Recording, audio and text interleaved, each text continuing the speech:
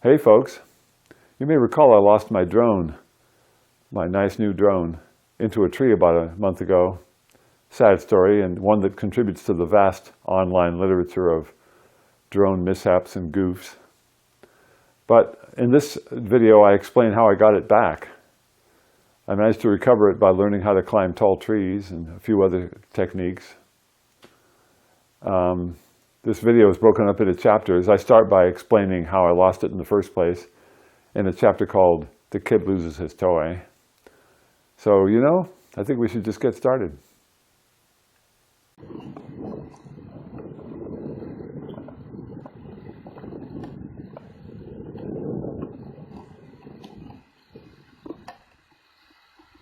Oh, I'm getting good map.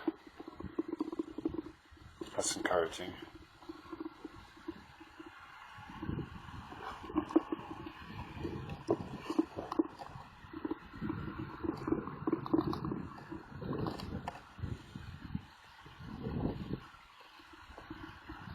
Actually, you know what? The one landing point that I psyched out is just short of Kinney Point, so I'm going to stop here and turn toward the land. I'm going to descend a little bit. A lot, actually.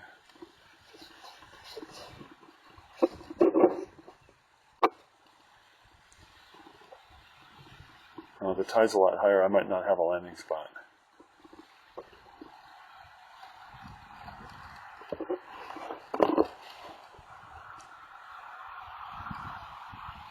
Gently. There's significant time delays in here. You know what? This isn't that great a spot.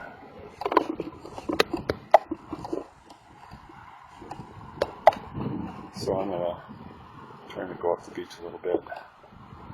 You know what? There's not much beach here.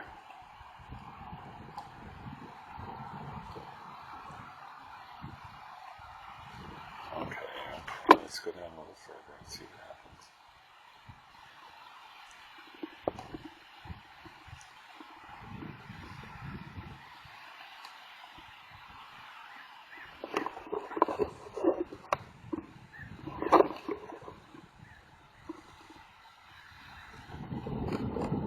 Yeah, that spot that you were looking at before, you're all covered up on.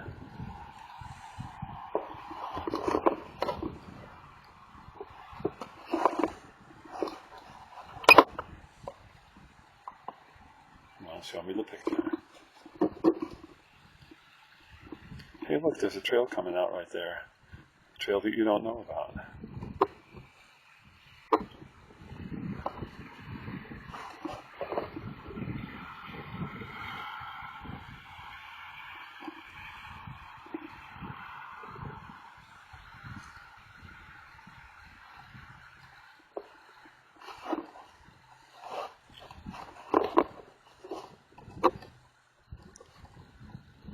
There's not much. You're closer to the land than you thought. Not much beach here.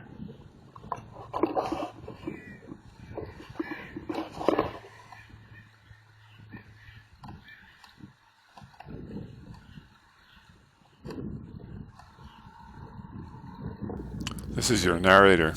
Things are about to get very exciting. What I didn't realize at the time was I was about to fly out of line of sight. As soon as you fly out of line of sight with one of these drones, in many cases, if the distances are great enough, the radio signal controlling the drone will disappear entirely. Now watch the lower right-hand first-person display. The signal just vanishes almost instantly.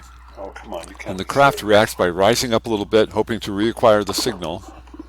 And then, failing at that, it decides to fly home. It turns toward home, it climbs up a little higher, and it starts flying toward home. Unfortunately, without realizing, there's a big tree right in the way. Now, on my side, I'm starting to see the picture again, so I try to turn away from the tree, but the craft does something really weird. It does a pirouette in place without moving at all, laterally, crashes into the tree, and falls down through the tree. Unfortunately, the way the craft is pointed right now, there are no landmarks visible, so I had no way of knowing where it was located. So that was the next part, is locating the drone in the tree.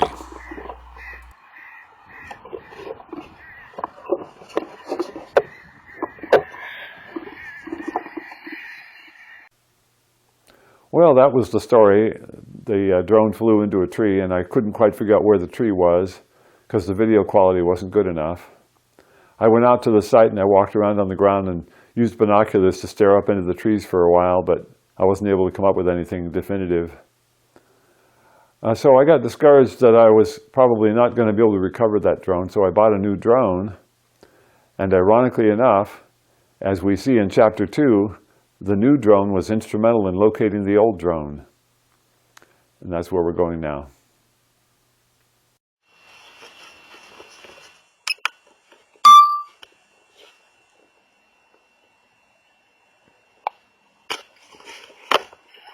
The home point has been updated. Take off.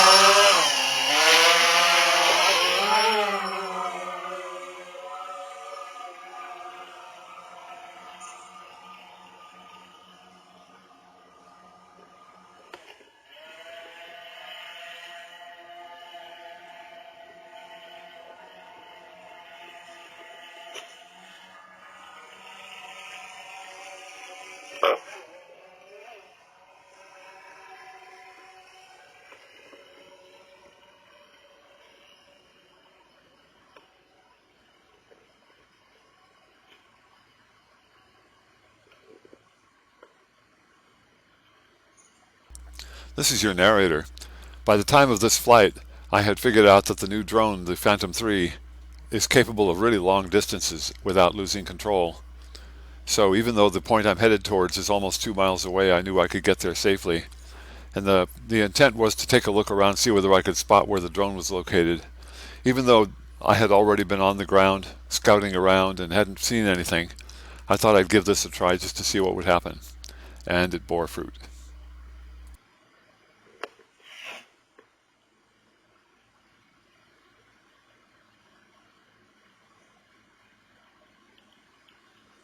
"35 miles an hour, pretty fast." I'm curious to see whether this turns out to be the most efficient way to go from place to place at this high speed.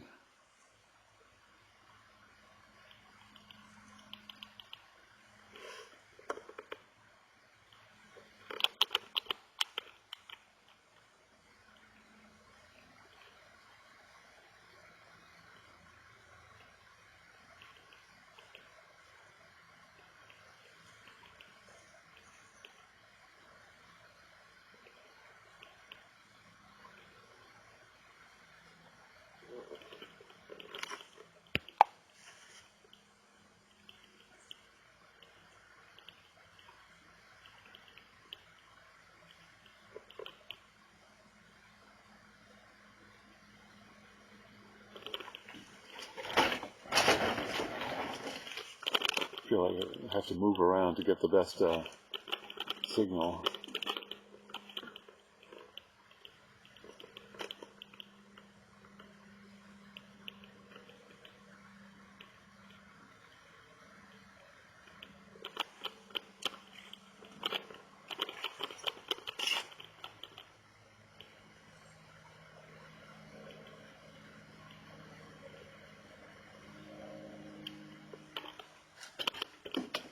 Damn, not much picture.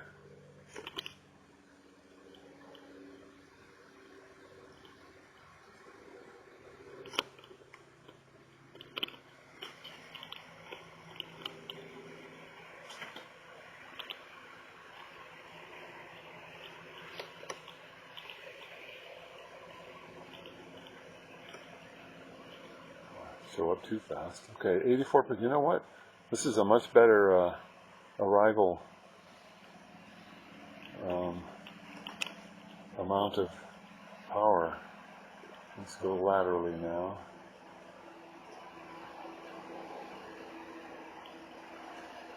I'm kind of curious to see how close I can get to this tree without endangering the craft.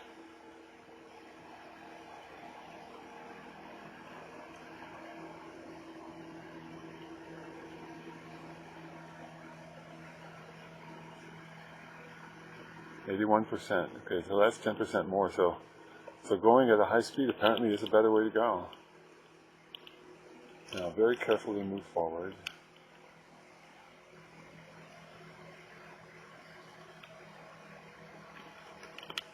You know what? This is nuts. Oh, that's interesting. You're farther away than you think you are. Well, let's go right up to the shore, like right there. That's good. Because if you descend from there, then you're not going to hit anything.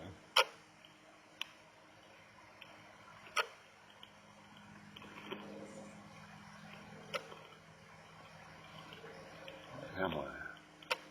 This is too close. No, how close I am. Lateral movement.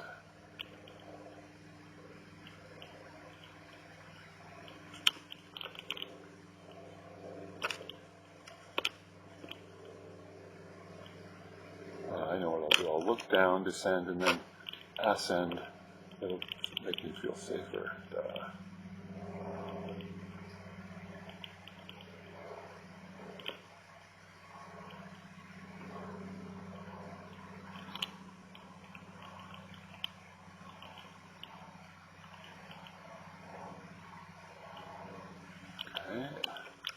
18 feet, that sounds stupid. 20, stupid.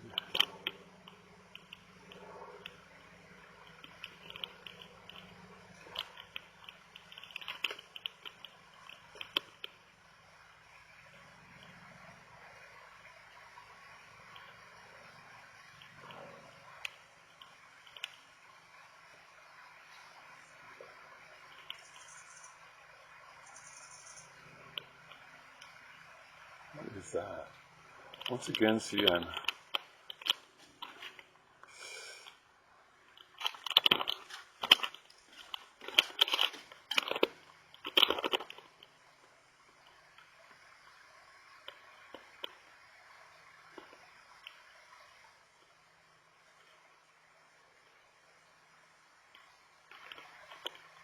looks just like a craft.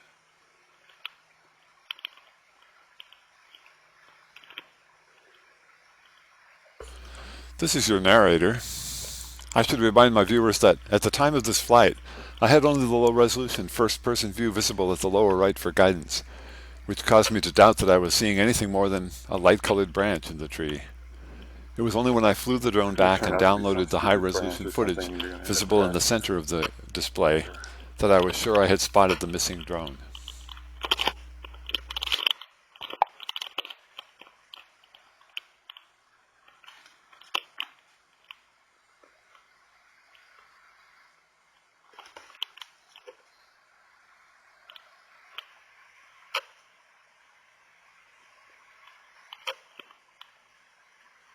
What the hell? I can't. That's going to end up being some stupid.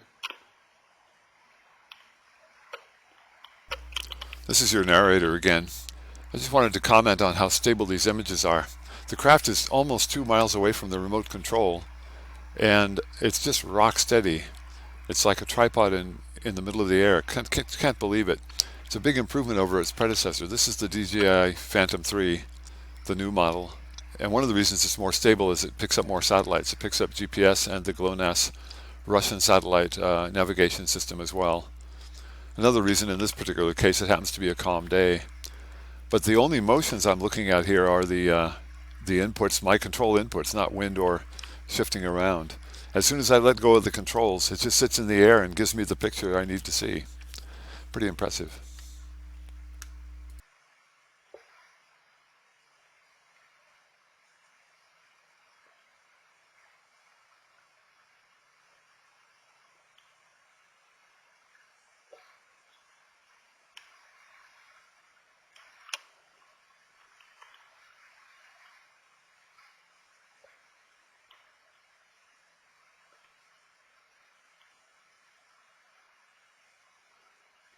You know what? I might have found it.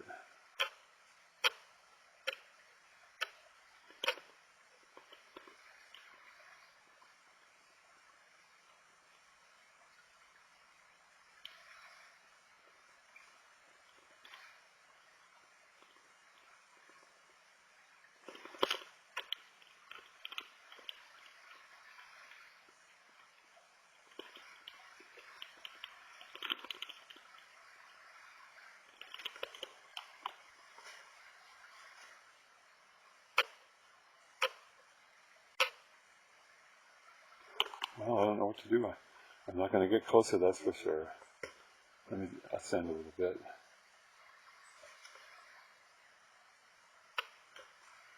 Now descend.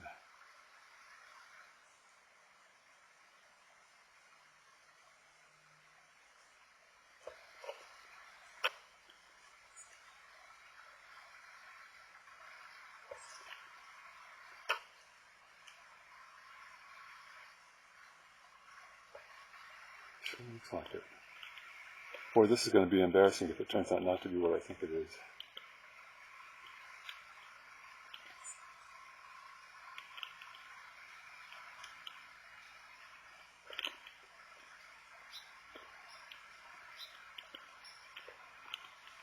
I pretty much used up my power.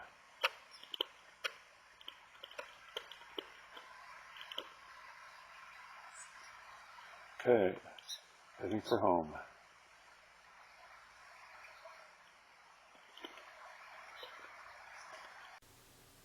Okay, I had located the drone. I knew where it was. It happened to be in the top of a very tall tree, very difficult tree, with no branches below about 60 feet.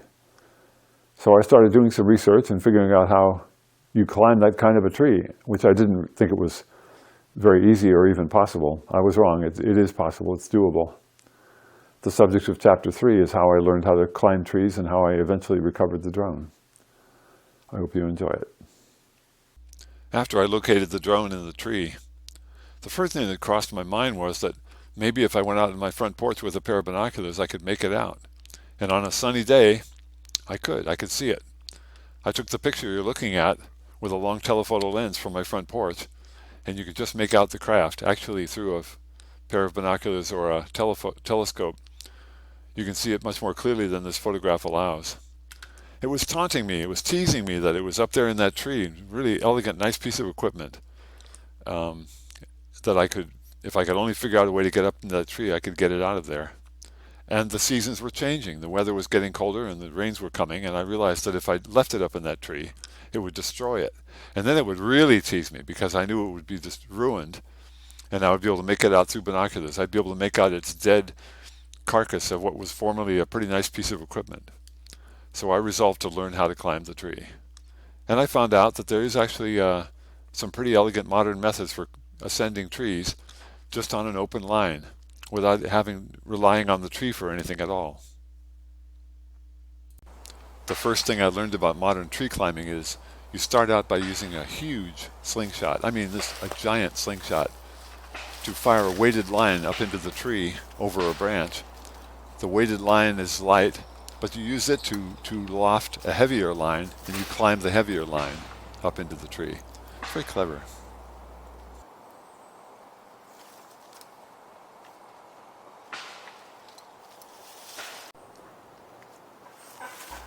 The idea of modern single line technique is that you use a giant slingshot to shoot a light line across a branch high in the tree. Then you use that light line to loft a heavier line. Then you climb up the heavy line using ascenders. Ascenders are mechanical gadgets that slide easily up a line but resist downward motion. A modern single line technique is to have two or more ascenders that play off against each other. In my custom rig, I have a hand ascender and a chest ascender. The hand ascender is connected to my feet with stirrups, so I ascend the line by putting my weight on the hand ascender, then the chest ascender, then the hand ascender again, and I primarily use my leg muscles to ascend. I've done a lot of climbing in my life, mostly technical rock climbing, but this new equipment is much more elegant and reliable than what was available years ago. This video shows me just practicing tree ascents in my yard, not climbing the tree that held the drone. My plan was to get comfortable with the new equipment and methods, then when I felt ready, go out to the drone site and climb the big tree. As things turned out, on the day of the field expedition, I repeatedly fired the light line into the tree, trying to get as close as possible to the drone's location, and on one of those shots, by pure chance, I got pretty close. I pulled on the light line in order to free the weight, allow it to descend on the far side of the branch, and accept the heavy line, in preparation for an ascent. There was more resistance than I expected, so I gave a nice strong tug. As it turned out, even though I couldn't see it, my line was wrapped around the drone, and when I pulled on the line, the drone lurched and appeared between two branches, delicately balanced and beginning to slide. It was as though it was pausing to say, "Hey, look out, here I come." Then the drone took a free fall out of the tree. It hit the ground pretty hard, but without serious damage. So I was able to rescue my drone with the giant slingshot and the light line. I didn't need to climb the tree after all, but in spite of that, I was glad to acquire a new useful skill. In later tests, I discovered that, in spite of its 21 days as a hostage in a tree, and in spite of some cold weather and 2 spells of rain, the drone wasn't seriously damaged. After a few minor repairs, it checked out perfectly. Camera, gimbal, electronics, all working as they should.